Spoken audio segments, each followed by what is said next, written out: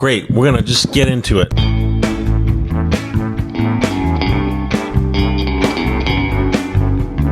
Hey, folks, it's Michael Raso from the Film Photography Podcast. I'm here with the gang. Leslie Lazenby. Good day, everyone. Owen McCafferty. Ali hello. Mark O'Brien. Hey there. Mr. Matt Marrash. Hey, how's it going, guys? You've got mail. We're going to open up with a letter, which we've never done before. What? Oh, I can't believe that. Dear FPP, to At least they got date, the right place. Is that tracing paper? What's that written on? It's me, Michael. this is handwritten on It's a very fine paper stock. onion skin. Oh. It's making my eyes water already. I typed a college paper on onion skin. Really? And turned it into Professor Erickson's class, and he wrote. I got an A on it, but he wrote in big letters, "Do not ever Never turn in again. a paper on onion skin again." Was it just cheap? It was primarily used for... Oh, you're not on, Mike. Onion skin. The history of onion skin, folks. It was originally used, their intended use was to send overseas letters because you wanted them to be as thin and lightweight as possible. Because back in the day, airmail was judged by weight. Nowadays, you just buy one stamp. There's a fixed up to a certain amount. Yeah. Correct. So you would type it on onion skin. So this letter, And it was cheaper. this handwritten letter from Stephen Dodson, mailed to us with a variety of treats, which I'm high on right now. That's right, yeah. Yeah. To date, I have placed 39 orders through the FPP store. Yes. And I think Stephen must be a Stephen with a V, by the way. Yes. Very big distinction. Yes, yes. You didn't tell Stephen Takis that I call Stephen with PH Stefan. I let him know every time. Okay, like, hey, Rasa called you Stefan again. He's like, he puts a big emphasis on the PH. I don't get it. Says the man who did who hijacked an audience with the presentation of Stephen with He the PH. needed to pad out the presentation. I don't know what to tell you. Okay, that's a long story. He But teaches high schoolers now. Stephen Dodson knows because clearly he's a diehard listener. I love diehard listeners who really know more. Knows our history. They know more about the FPP than I do. So anyhow, he's placed 39 orders through the FPP store. I really appreciate that. And I have not received one single bad roll of film. Oh, whew. I thought he was going to say, I've never received anything good. Still waiting on my first shipment. I know. Customer service sucks. I only got one or whatever. I am certain to place a 40th order sooner or later. To say thanks and to celebrate, I have enclosed along with this letter some fudge from my local confectionery. That's Nancy's Candy Company from... Made in Meadows of Dan, Virginia. Nice. A leather key fob. What? Handmade by me personally. Pass it around. Wow. Leather's tough to work with. Kinky. Ooh, Yeah. You got to have the cow dead first. It's optional. A lucky Virginia fairy stone. What's a... Fairy Stone State Park. I know what that is. Hey, what did he Okay. call me? Oh, there it is. There's the first. Okay. A postcard. I want you to know, Stephen. We're passing it around. Passing around. Sweet. A beautiful color photograph of Marby Mill on the Blue Ridge Parkway. Hey, I've drawn on that. Is this a cross? And some stickers. Ooh, we love stickers. I've been by this place. Oh, yeah. My suggestion is to share the fudge and pretzel rods and divvy the rest up as y'all see fit. Perhaps the dibs method could be used. Also, happy 15th anniversary. Sincerely, Stephen Dodson. Thank you, Stephen. Well, Thank you, Stephen. We're all high on sugar and caffeine, so this ought to be good. Absolutely. This hurts because it's sold, so it's just like one of those, like, you know, snarky little rabbits or whatever. Yeah. It says vintage funny rabbits. I was like, oh, vintage. Like I remember. Oh, because it is 'Cause you vintage were there and the first you're... time around. And Yeah, you're- yeah. It's You know that there's a whole new not a subgenre. It's a genre on YouTube now of people with cell phones from the 2000s. yes, that's Yes. becoming big. Yes. Like Yes. OG, and they're unboxing originals Yes. and yeah. OG it's Wix. And they're like, these are antiques. OG it's Wix. I Oh, thought you were going to say, because he always goes, thank goodness I got it on my flip phone. And I will watch it every time. oh, I've seen his stuff. Yes, I love yeah, it. yeah. He's a Floridian. Yes, it's always Florida content. Yes. Yeah. So this show is going to be like... Exactly. The Leslie Lazenby Show. Are we going to have any other mix-ins? Because I don't want them to turn off early. No, we're going to talk about rangefinders. Great. Yeah. But, Okay. So let's dive right into the first topic. Dive into it. Kind of can be I think it's something we all face. I titled it The Photographic Posture? Slump. Oh, posture? Slump. Oh. Maybe it makes you feel burned out. I think we've all felt this, really. You're just uninspired. You don't have a lack of purpose. Mm-hmm. Just rather stay inside and watch Scooby-Doo or something, you know? I think there's a pill for that. But, well, I'm sure I have it in my collection. And, slump. The word sounds negative, like it's a bad thing. But maybe not. Maybe something totally different is going to drag you out of this. And being in the slump is normal. It's kind of like a chapter in your book, you know. You got to have that chapter in there. It's necessary. Maybe a little hard to read through at times, but it's necessary. So I put together kind of a list, some suggestions to maybe revive you or refocus you or even re-energize you with photography, still photography, movie photography. If it's just, I am not going outside, it's -10 type of thing, you know, whatever. It's a good time to get caught up on organizing and cataloging your negatives. And while you're in there cataloging your negatives, go back and look at what you've done. Because a lot of times you'll go back and, well, I don't think I saw that the first time. I don't think any of us really contact sheet as much as we used to, so we're not used to looking at them super fresh. And I know many times I would shoot 5 rolls of film, come home, develop them, and I would look at them, couldn't wait to get them off the reel, and I look at them and I go, why did I bother? There's maybe one thing in here that I want to print, and I'll put them away a couple weeks, a couple months, and I'll get them out, and then I'm all excited about them. And I think what happens is the emotion of the day, the weather of the day, the irritation of the day, the excitement of the day, whatever it is really kind of gone. You're just settled now down on your images. And I can look back on those and, well, that worked. Well, that didn't work. That worked. And educate myself a little bit about them. I also think we're pretty, I don't know what the word I want is, singular maybe today, I don't know. But if you're lucky enough to have an active photo community or group, join it. Because they usually still get together throughout the whole year. They don't, we're going to take winter off or something like that. But it's inspiring to be with the camaraderie and sometimes the knowledge base is wonderful. They may have shows and walkabouts and critiques. And please don't be afraid to show your work for a critique. Others can be inspiring, and they can see things that you don't always see in your own work. Another little fun thing is in that little group is maybe have a film trade.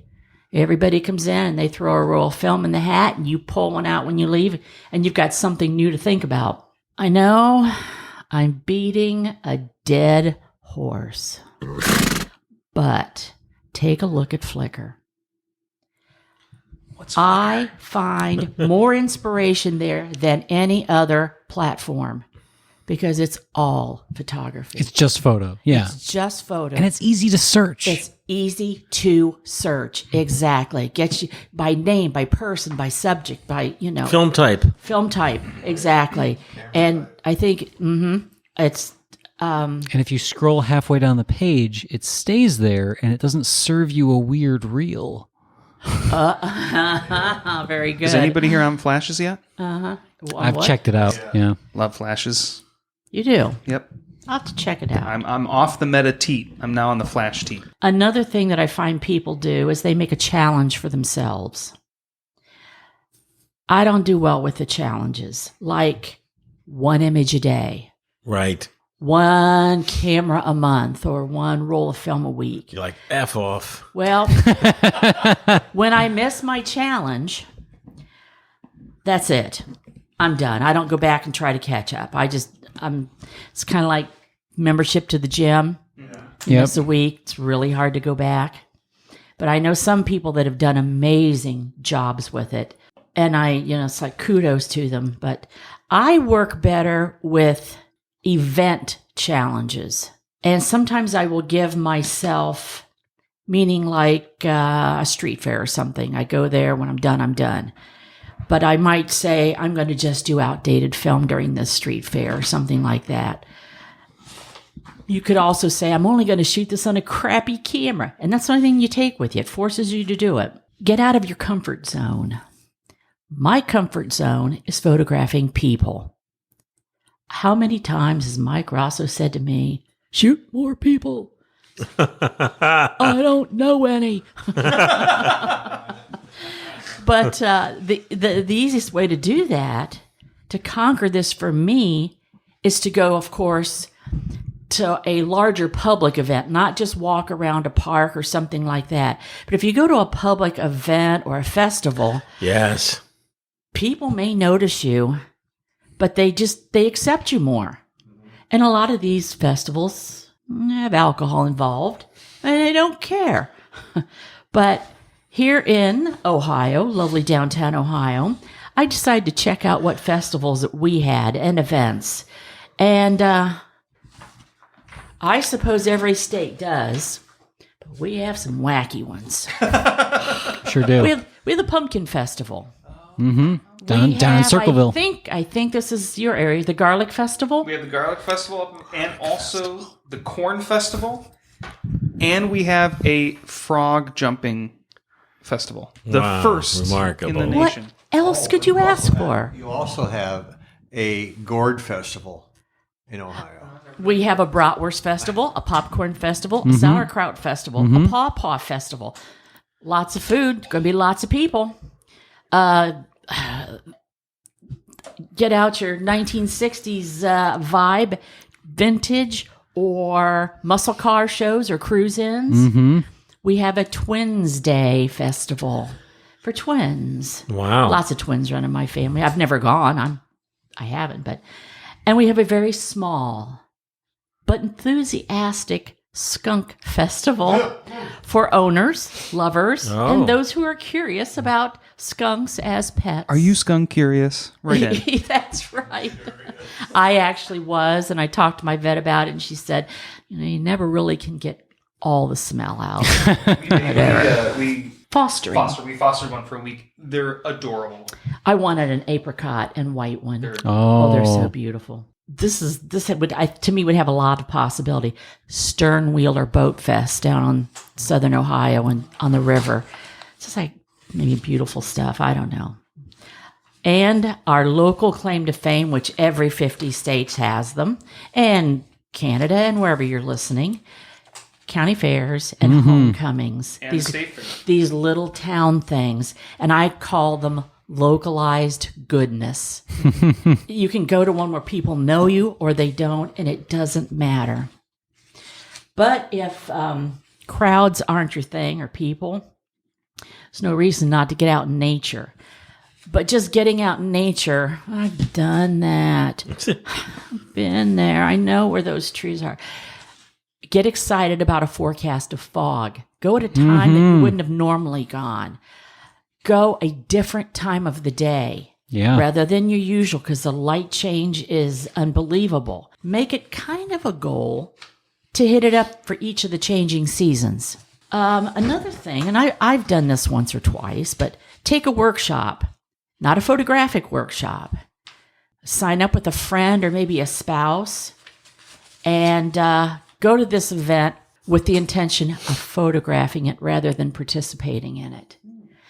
We have had chocolate making recently, chef knife skills, cooking, And if you go to a children's event, you know there's going to be no lecture involved. So they're out of there. Go there with your camera. There again, you can do product or what they're working on, details, hands and motions, faces of concentration. People often go with friends. There's laughing and gaiety, not so much in the knife skills, but you know, You have to find the right one. There's no drinking at that you gotta, one. You gotta concentrate. Yeah. But I do recommend with that you get permission or ask or make sure. And let's say, is it okay if I photograph everybody today? And check your distance. Some of these things you would like to be very close to, you're going to get right down to them. Use a little bit longer lens. Don't make people nervous that you're there. So watch your distance. But lots and lots of interesting things can happen there. I went to a chocolate dipping class once that got a little out of hand. Here's one, is don't get hung up on equipment. If you're going out simply just to shoot, sometimes your old reliable, your old comfortable camera is okay. That's great. And sometimes you think, that's all I've done is shoot with that. If I had that new, or if I had that I wanted, if I could just get into medium format, better does not necessarily always equate. Expensive equipment doesn't always equate to better images. Mm-hmm. Super FPP friend and movie creator Henrik Kudo said something that I thought was brilliant. And I'm going to paraphrase this. But he said, don't wait to shoot until you get that high dollar equipment. Shoot the movie on your phone. And this was a few years ago. Phones have better quality now, but even then, he said, shoot it on your phone. Just shoot. Don't lose the inspiration. Don't let the motivation die. And I thought, that's a cool thing to think. I know kids that wanted to make movies thought they had to wait till they had something that had movie in the name. But no, get it on even your Whatever you've got. smartphone, Yeah. Whatever you've got. Betamax. Don't lose it. Let's hear it for Betamax. We have another FPP super friend, Jim Austin, Jimages. And Jim said, slow down. Mm-hmm. Be aware, experience. And there is actually an FPP blog. Jim Austin tells us how to slow down. It's October 29th, 2012. A few years dated. It's just not a thing in there that does not apply to to today. It's motivating. It's inspiring. And he has clues on how to slow down and make you think a little different. But in today's world, let's face it, it's hard to slow down. You got a weekend, you're going to shoot, and you've got something happening every couple hours. But try it, devote the time, because I'm going to tell you, it's good for your images, and it's good for your mental health to be out there and do those kind of things and just concentrate on that. Another thing that you may want to see if it'll give you some inspiration, shoot with a camera in your collection you haven't used in a long time. Mm-hmm. I find that I mostly shoot in vertical format, 35, even half frame, 645 for me, or 6x7, and then 4x5, all vertical or rectangular formats. And then I'll get out maybe a Yashica 125G. That is a medium format camera, but it shoots a square image. And at first, it kind of really makes me crazy cropping my image in that viewfinder because I have a square. And so I'm looking, it's taken a little bit of the laziness out, and I'm really looking around that viewfinder. So, stress to you, try not to make it so hard. Don't feel bad about the slump, but try and maybe follow some of these suggestions. Slow down a little bit. Enjoy it. It's not like you had a class due in kidney removal or something like that. And remember this is something I saw a lot with people when I worked retail. Remember, there's no image that is perfect. Always something in there that you see, you wish you could change. No one else notices it. Should have burnt that corner in a little more, something like that. That's okay. That's a good learning experience. When an image looks perfect to you, you have stopped learning. That's it. What's the inspiration? So I say learn, move, and move on, and keep shooting. And so I asked the group here, how many of you have ever had that slump that's really bothered you? You just didn't care. I have it right now. Yeah, I'm in it. I'm about a year in. Are you? Well, I recommend maybe a little bit of more fudge. Might help. But no, exactly what you're saying really, really helps. Changing things up, bringing something back into rotation that you haven't used in a long time. Yep.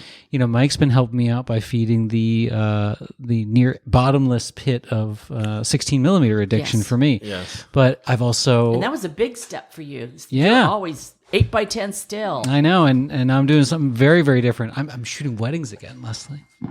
All film weddings. I just left the room. I know. No, I have some stuff to show you.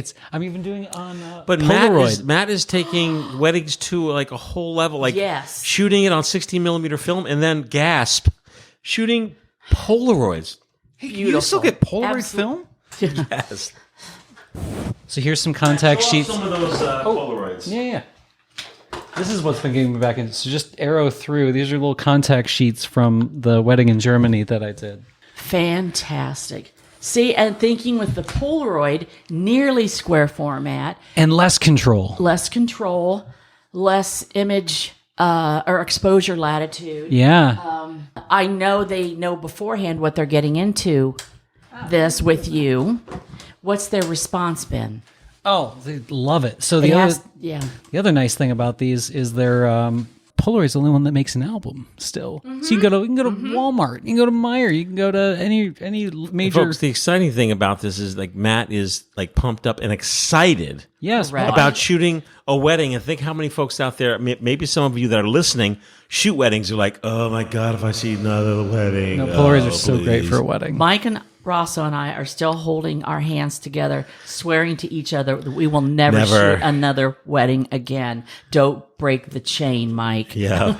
I mean, it's definitely, not every couple or whatever is going to want it either. So generally the people that are But- asking for film, they have a certain degree of, they're either artsier folks or they're patient with the process. But the thing I love about Polaroid is it's that perfect mix. They get to see those results right away. Exactly. And once they see it, like One step beyond. it's great. And you usually have a really great rapport with everybody. Now you're going to lose a bunch of film to bystanders and family that see it too. And like, crap, I had to shoot more. But Wait, do people just they'll just take it? they'll want to take it. I'm like, no, I got to keep this. I'm going to scan it up. So Polaroid's re-energized, but like you said, one of the first tips, which is, I think I got some really good sage advice early on because I was feeling stale with some images because I was very, very, very early on in getting into film. So even before my large format days, I had just gotten this Hasselblad camera, and I was so laser focused on certain things within shooting a roll of film. I didn't know what to think about some images, and I got some really great advice from the purveyor of a local camera store who told me to look at my negatives with a fresh set of eyes. From Leslie Lazenby. So going back through and looking through your images is a huge, huge thing. Those old shoe boxes of maybe the Polaroids or the negatives you were going to throw away, go through all that stuff. God, it's amazing, isn't it? What you know now is not what you knew then, and it's probably for the better. Yes. Go back and Yes. take a look at stuff. You're not looking for the same things compositionally. You're out of the passion of the moment, or like Leslie said, the mood of things. And you can always take something away. Even those shots that you swore you were going to throw out the negatives or the prints, take a look. There's really cool stuff in there. You just don't know that you've done it yet. It's like trying to teach a natural singer and giving them singing lessons. You're doing that wrong. No, don't wreck that. Yeah. You just go back and look at some of your young stuff. How many negatives would you say you have? I have no idea. I keep them at about 2.5 inch Binders? a box type binder that seals. The safety binders. Safety binders. I bought them by the case for Jeff. I still have them by the trapper case. keeper. They In are. a way, yes. They are, yeah. And I suppose 15. Yeah. That's a lot. And probably how many sheets in each? 100? 200? I don't know, because many times I would always make a contact sheet and stick it in there, there with with the your- negative, I'd say so- 50 to 75 with contact sheets will fit in there. Yeah, probably. Got a lot of safety binders thanks to Leslie and Professor Jeff. They still are my preferred method of storing my negatives. I found this, there's a brand of mechanics flat files that they're not the big flat files, but they take two rows deep of 8x10s, so I can put my big sheets in there. Sheets. Nice. And like I probably have 10 of those drawers and about 12 more safety binders from my early work. And then I have another few cardboard ones. Anyway, I'm still Prolific. That's wonderful. going through the catalog because I didn't catalog things properly.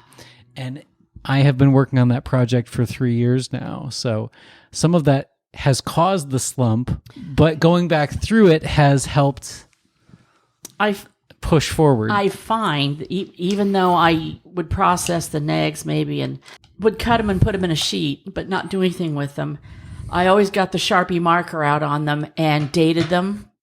And it's not super neat, but location, film type, developing information that if I think, oh, you're going to remember this, I won't. You never do. Yep. So it's always been a good practice.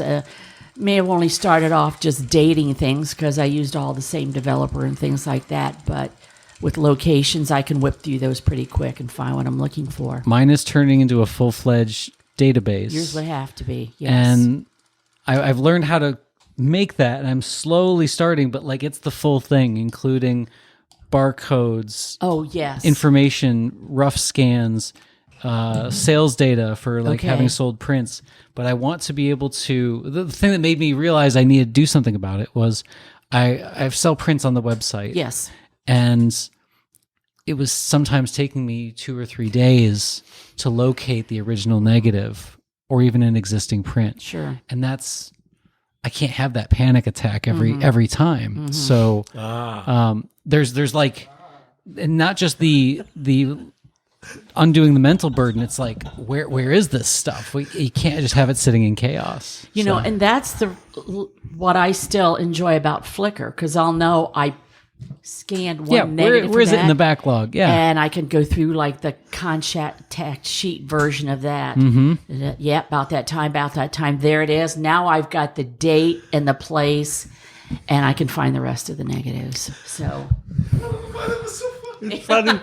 I said, It's funny because you know that has nothing to do with the conversation. I'm thinking about, I have laundry to do next week. You said that just it was that tonality was just. No, it was just in the same way that what's his name? The Orson Welles with the French champagne. The French champagne has always been celebrated for its excellence. Champagne, known for its excellence. Californian champagne. Oh, God. Cataloging negatives, like knowing where they are, like that's mind-boggling. But it's a task. It's There's nothing necessary creative task. about it. No, it's completely technical, and it kills me on the inside. But like, it has to be done because You have clients. yeah, unfortunately, that's where it sits. Well, no, the clients I'm fortunate to have, but like the state of it is unfortunate. Yeah, Putting an issue of a zine or whatever out, or there's a call for photographs or something, and I find myself going through my older work. What I did years ago, and at the time, I might have thought, "Oh, this is great." Over time, you look back and say, "Oh, it wasn't that great," or it's the other way around. But I think divorcing yourself from the emotional attachment to an image, and then treating that image just what does it say? What all the other things you can do with it are important. And it's not like family photographs where each of those are important because it's a piece of something in time. there's immediate sentiment. Yeah, Right, Yes. immediate sentiment. But when I'm out shooting, I mean, I think in the past decade, I average about 100 to 150 rolls of film a year, which is a lot of shooting. Yes, it is. And then those are all in binders. They're all dated. Everything has got information in those little sheets. I used to do contact prints and I throw all those out. I said because I've got stuff scanned now. Oh, I don't bother scanning. And so I've anything, gone unless I in want to fact, use one image. I retroactively gone through and for things that I felt were worth it, scanned stuff in. But again, the other part about Flickr is right. I go there if I can't remember something. If I know and I'll find that image. I know, and then I just go to my binder for that year, and I find it. You go to Flickr, you look up a picture, and then you find that, and you look at the date of when you posted. You're like, oh, that's where my negatives are. Yeah, it helps you. It helps you narrow things down. Yeah. It really does. Flickr is really, I think, as a photographer's tool. I mean, everyone talks about the social media aspect, and Flickr does have that aspect of it because there's groups and all that, and people. It's the real deal, man. But it's everything else pound salt. As a tool for a photographer, it's wonderful, and it's so cheap for a year. It's like I had in my mind that they had a 5-year plan. Now, am I wrong about that? You mentioned that on the last. They used to, I think. Or I don't know. I just pay every Why year. do we end up talking about? You're not on we're mic, by the way. We're the last ones keeping it going. No, there are a lot of FPP listeners that are on Flickr. So Leslie, can I add one more thing to your slump? All right, No, fine. go ahead. One last thing that I think can sometimes help, and this is very dependent, but if you're at a stage in your photography where you've been doing it for a minute, and maybe you feel like you have something, you might not have that spirit to go out and shoot all the time. Another thing you can do is get out there and help somebody else early in their journey. That's another thing that can really, really jumpstart you. And you might even find some new love for what you're doing in there. Well, but it at least gives you a sense of purpose if you are in a slump, right? That you can help somebody. You know what else also helps when you're in a slump? Watching drunk Orson Welles outtakes on YouTube. Action, please. The French champagne has always been celebrated for its excellence. There is a California champagne by Paul Masson, inspired by that same French excellence. That's what he's texting me. That reminded me. I actually had a few more tips. Oh, dang it. See, every time I ask a question early, it's because Leslie forgot to read something. and one of them was take kids out to shoot. Yes. A couple young teens, even point and shoot's okay, but many of us have some pretty basic 35s. Yeah. Maybe you'll have to have them loaded, but they think about, you've got 24 pictures. There's no spray and pray on this. You got 24, you make them count. And they think about it. And then they just have to think first metering, plus and minus. It's a very basic camera. You got to do your focus. Now look at your image again. Do you like it? Is it worth one of your 24? And then if you are able to, because as we know, you do not have to have a darkroom to develop negatives. If you develop that film for them, the magic is something else. So really is. I say be a mentor or get a mentor. Gossen Luna Pro F. I used to go out shooting every weekend with a lady that was a BGSU professor. And we would do little towns. We would just have some place we would go to, and we would shoot on Saturday. Process our own film, and then we would either get together later in the week. We both made contact sheets, or we would do it. That was our reward after we were done shooting the next Saturday. And we'd sit there with our Sharpie markers, and I'm looking at that. Why did I bother on my contact sheets?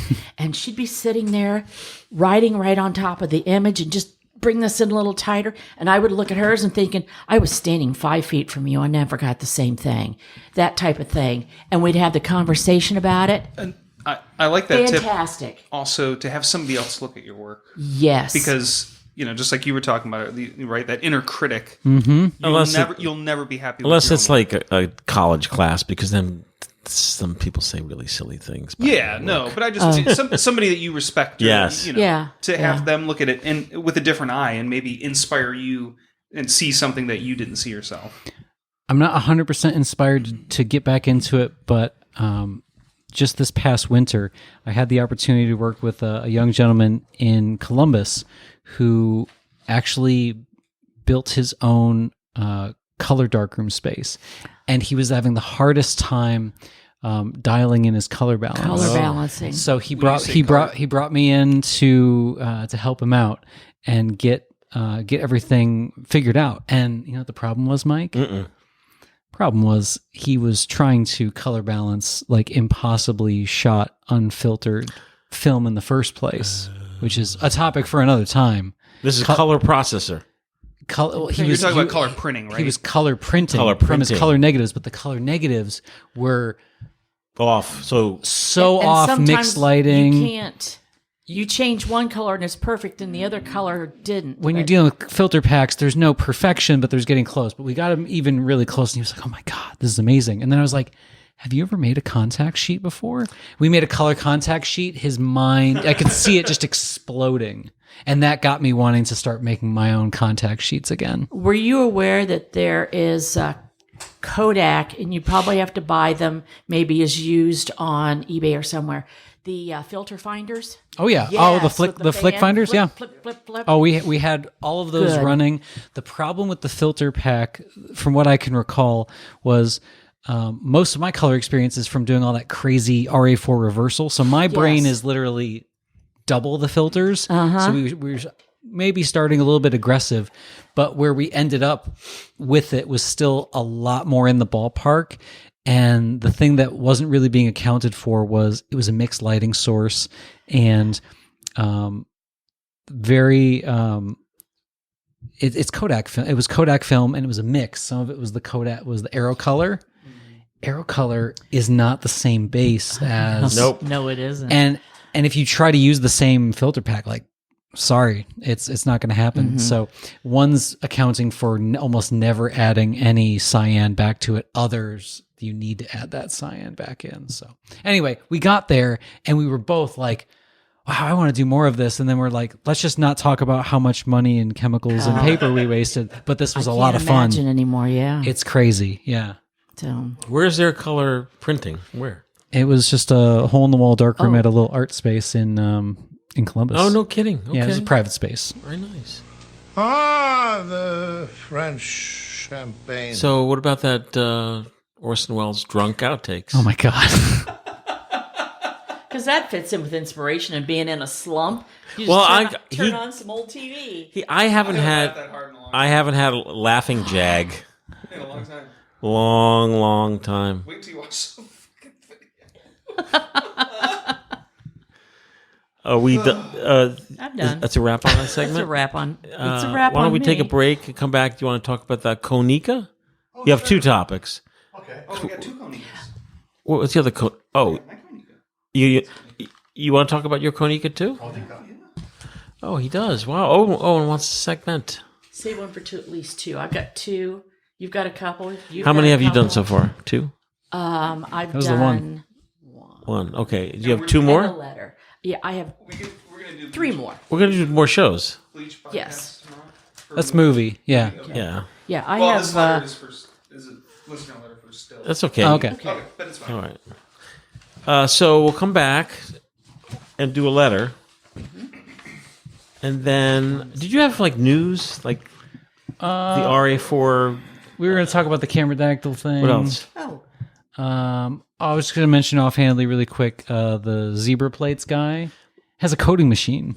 Okay, we'll do that next show at the That's head. great. That's So- great.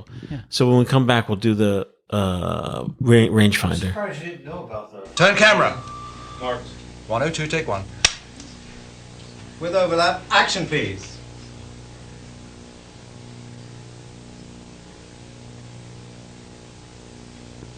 Action awesome, please. Just do anything? No, sorry, cut. Yeah, rolling. Don't you wish you had a picture for every story you have to tell? The stories you want to remember, only pictures do it so well. Your precious pictures tell the things you do. Kodak film and cameras pictures are you.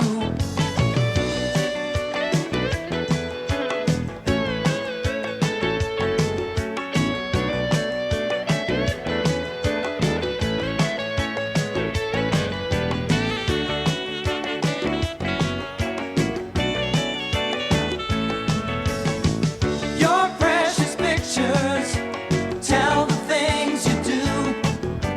Kodak film and cameras, your pictures are you. Kodak film and cameras. Hey, we're back. Hey, Hey. the hell were we? Hey, let's do a quick letter here. Matt, you read this. Sure. All right. So this is from Dr. Andrew Stevens. Hi, Michael. Great to see your piece about the legendary Tri-X. I used to share an office at Kodak with the inventor of Tri-X, Dr. Ralph Jones. I'm impressed. I am impressed. When I told him how much I rated the film at, he laughed at me and told me how they just used to throw the emulsion junk into the Tri-X mix. I laughed. Random art? Is that his whole letter? That's it. I love it. That's got to be a real kick in the gut. You're like so proud about how you do things, and like we just winged it. What year was Tri-X? 40s, right? 19? Tri-X, it's last year. It's 70 last year. 70 Okay, last so we're looking year. at 1940. Office. They're in an office, but Right, the guy was probably old. I knew the guy at maintenance at the Findlay Kodak processing lab, and they did only Kodachrome. And you think, oh my God, so precise. Some of the stories he would tell me, it's just like, I've got to make this run. I got to rip this Band-Aid off my arm to hold this machine together or something like that, to get it done. But they're out there. I mean, I do know that Dr. Edwin Land, if he ordered a hamburger, he always wanted extra pickles on it. Another weird factoid that... I like this guy. I like pickles. Anybody who likes pickles is okay in my book. Yep. So Let's do one more letter. okay. Another letter. All right, this is from Jared Sams. Hello, FPP gang. My name's Jared, and I've been a longtime listener and supporter of the FPP since I was in college in 2009. Wow. Oh, FPP's been going that long. Yeah. FPP's been going since Yeah. 2009. He was here before me. Yes. I just listened to the latest podcast where you talked about the Minolta SRT 101 and Pentax KX, two cameras I happen to own.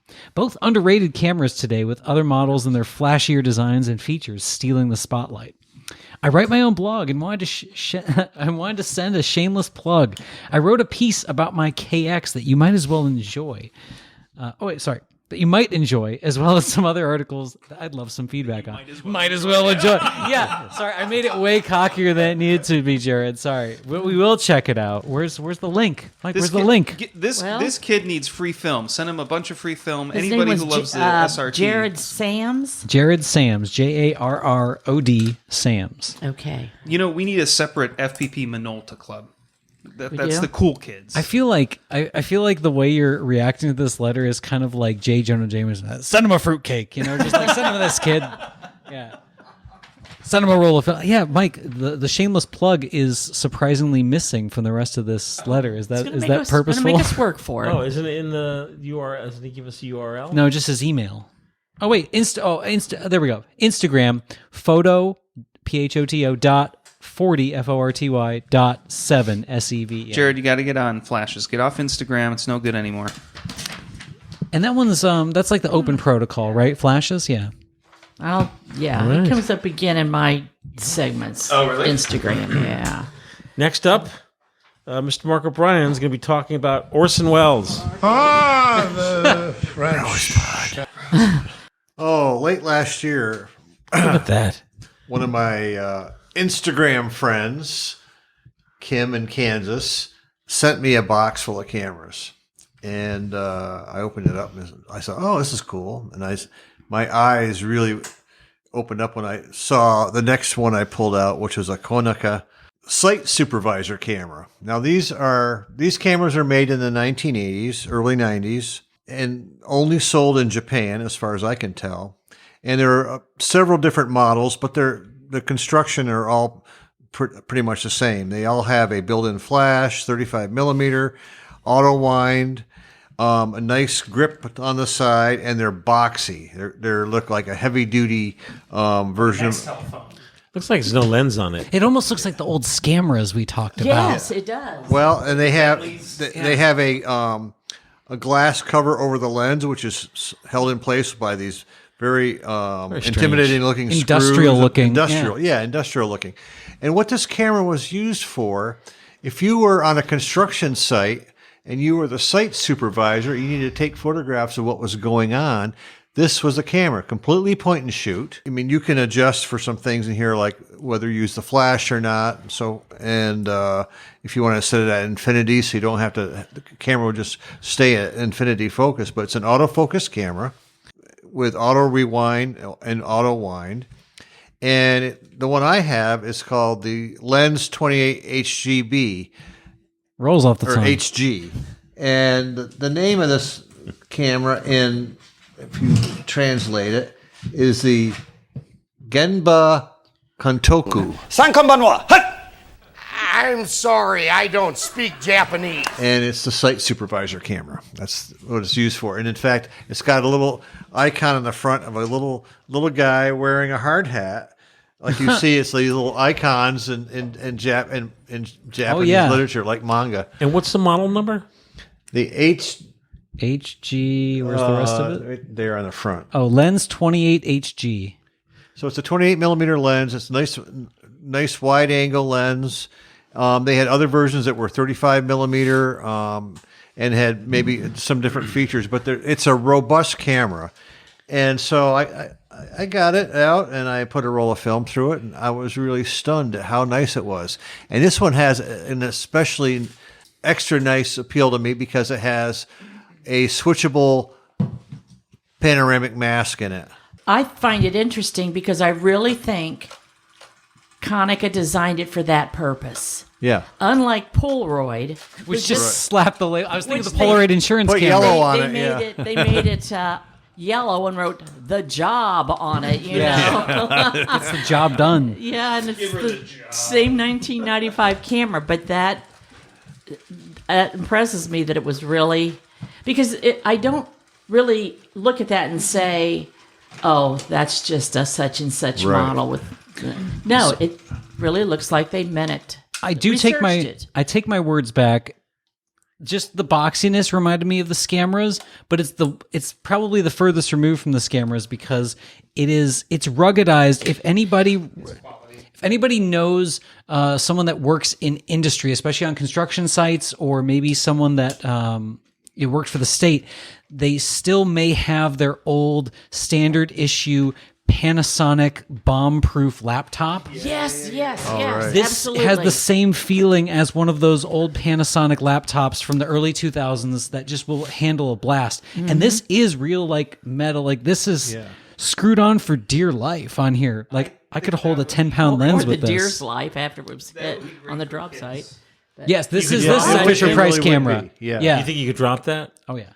I dropped it. Drop it right now. You could drop it from 3 feet. It's not.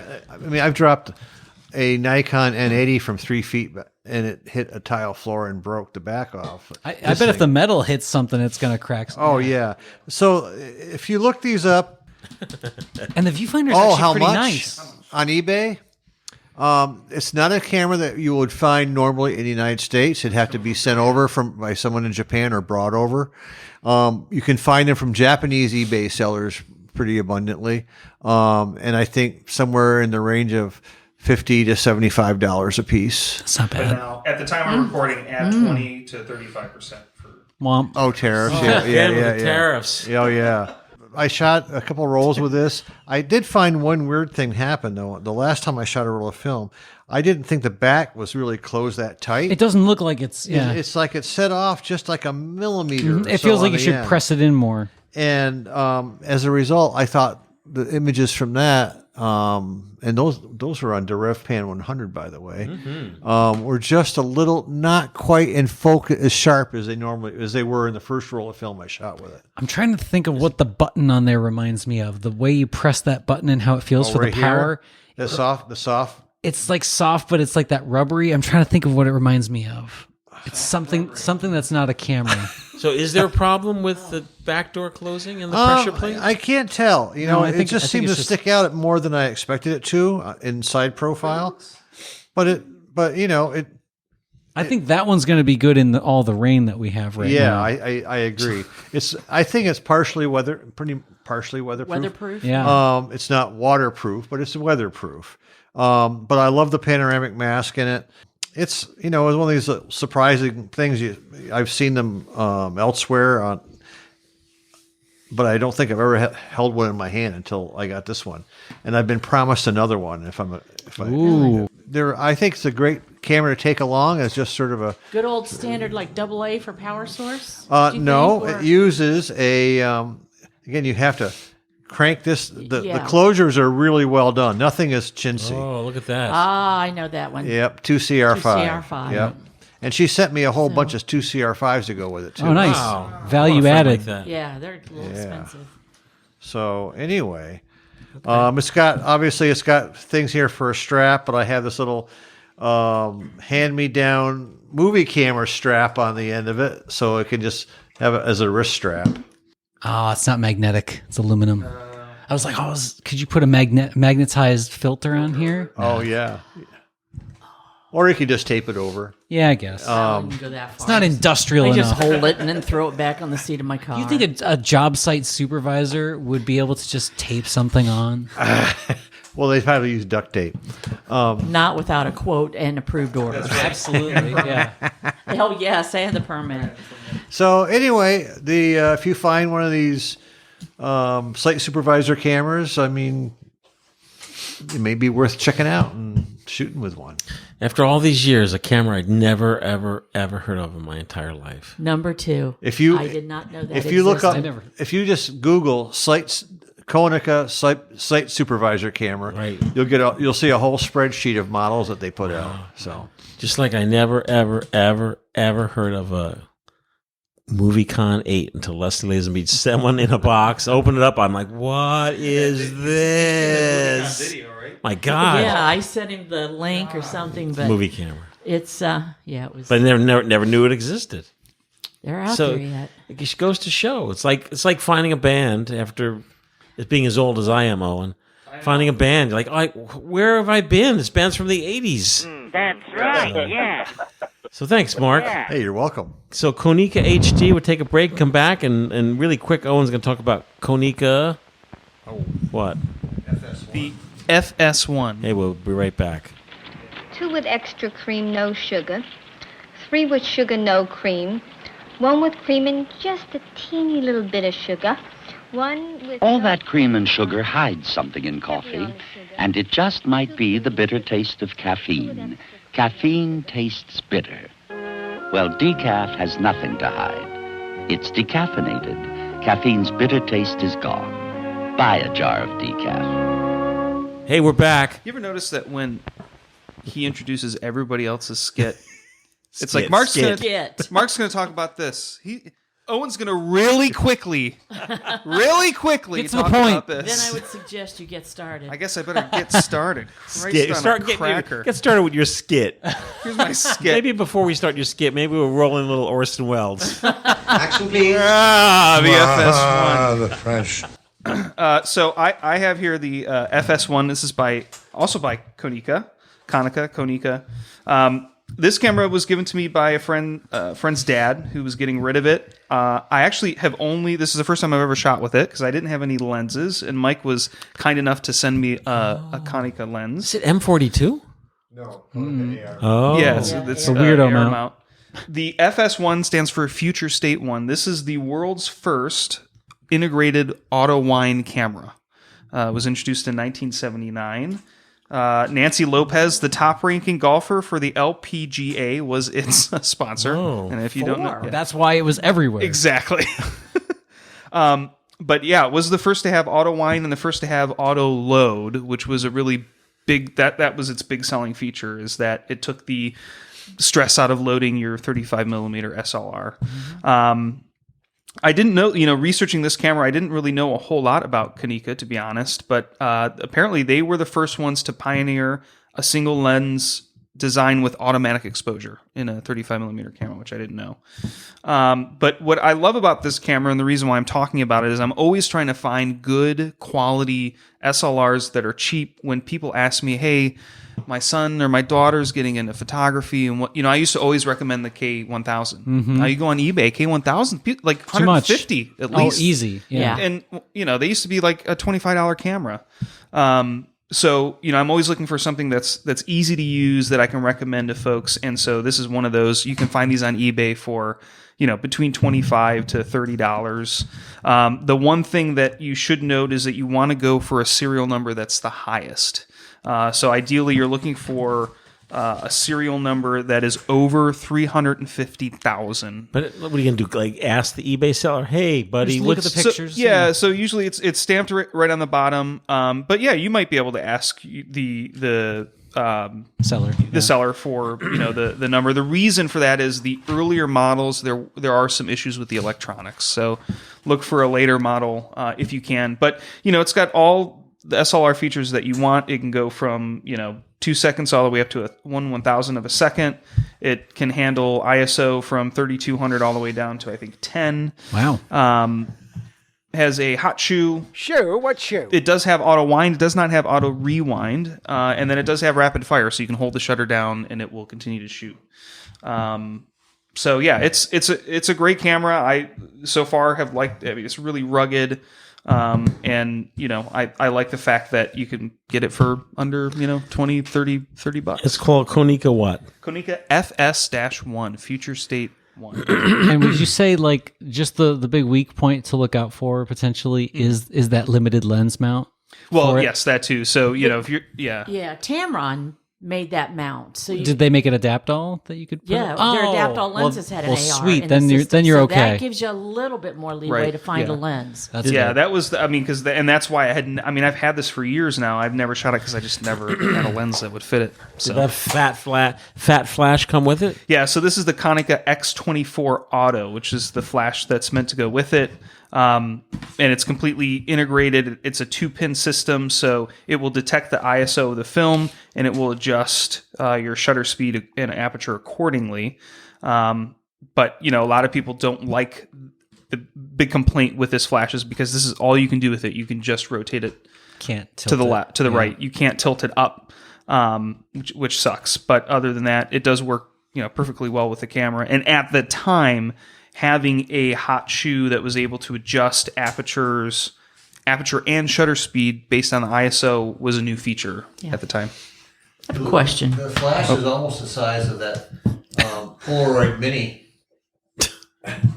It is the flash is beefy. It is beefy. Yeah. I mean, it's incredible. I noticed on the face of that, there's a round circle with multi-contacts in it. Correct. What was that used for? So the couple of uses. First and foremost, it was used for remote shutter. Cable release. Okay. Cable release. And what's nice about electronic cable release is you can go really long with it. Sure. With an analog, you're limited. They also did make a separate battery pack warmer. So this takes 4 AA batteries. It's in the handle, which is also nice, right? Yes. You always find AA batteries.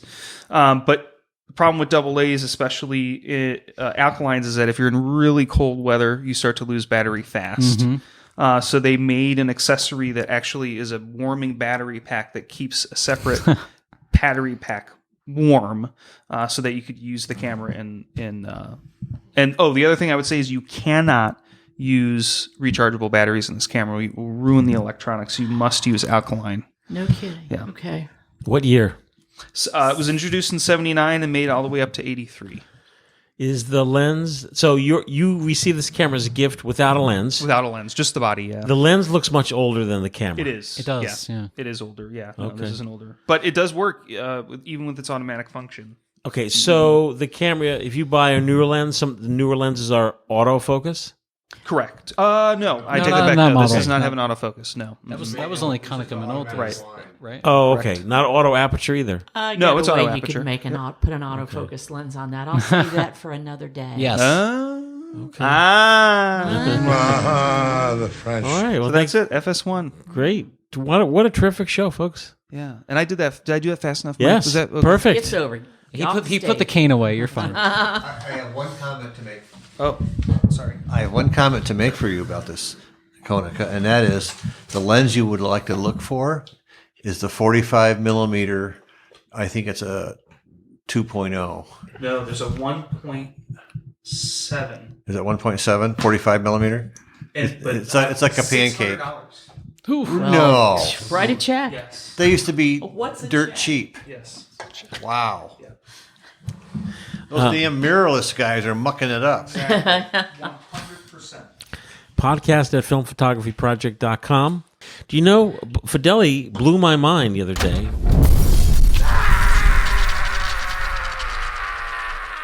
When he told me that he listens to podcasts. Apparently, it's a thing. People listen to podcasts at double speed. Yeah. Yes. Once I found out that the Libby app has speed control, it's over. Spotify Really? does too. It's just if you have a lot to listen to, you just cram more in. Well, your brain can do it. Yes, your brain can handle it. But then the other thing about it is, like, some narrators on these audiobooks, they milk it. Like they are absolutely paid hourly by the way they read this stuff. Like. Oh. And I go to It the was the opposite. best of times. It was the worst of times. If you listen to... It was the best of times. It was the worst of times. If you listen to some podcasts that are spoken, that are to put you to sleep, I always slow it down. Oh. My particular favorite is called the Sleep With Me podcast. Oh. And he's pretty... I'm serious. What a name, though. He's your boyfriend.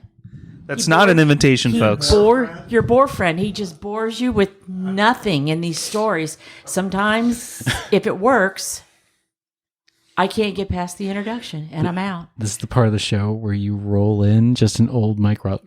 Hey, folks. This is yeah. Well, now that I know everyone's using it 2 times, when I edit the show, I should decrease. Fuck around with them. Yeah. That's right. You sound like Alvin the Chipmunks.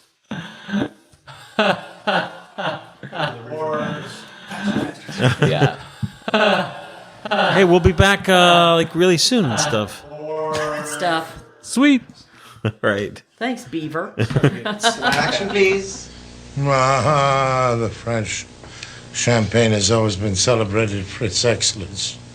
There is a California champagne by Paul Masson.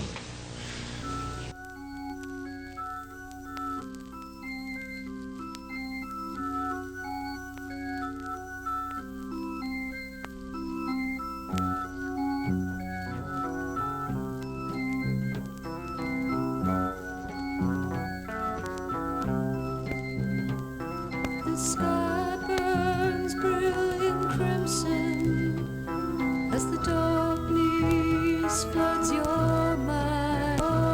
Them that left you blind. The water flows by coolly as your mind burns in its rage. The gentle streams you never felt, for which you love a pair.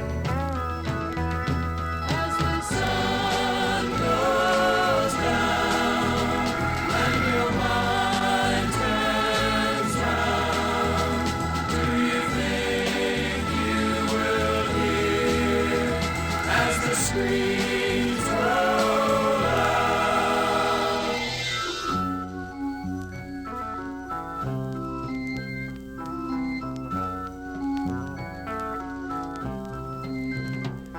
The sunbeams warmly earthward as you stare with icy eyes. The warmness that you never felt, before which you often cry. Stars shine from eternity to illuminate the sky. Do you think you'll ever see their light? Before that, will you die? As the sun goes down and your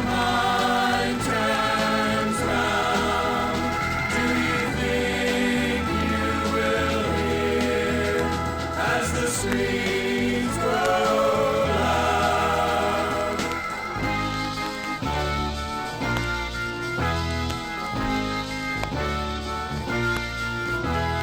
Safe will come inside of death, but that is far too late. Just have to careful, life can wait. You say you're right, it never soul goes on the other side. And when you die, they'll stand by you, mourn and weep and cry.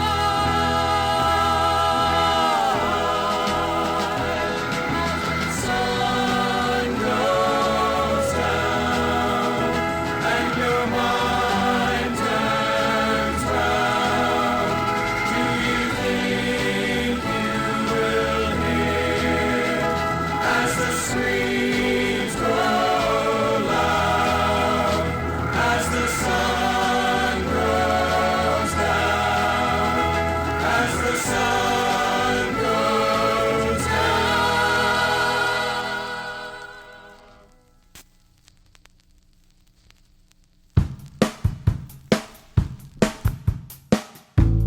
Hanging around for the summer, waiting for light to return to the skies. These early nights, such a bummer. Waiting for life to return to my eyes. Maybe I'll go, maybe I'll stay, maybe I'll.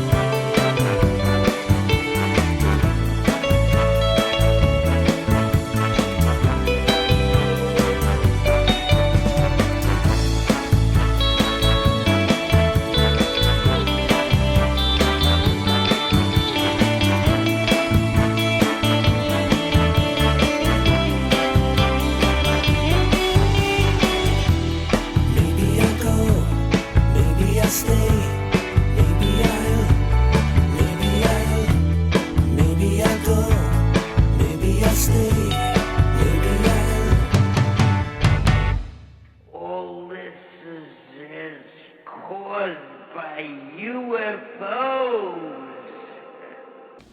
It's all in the past now.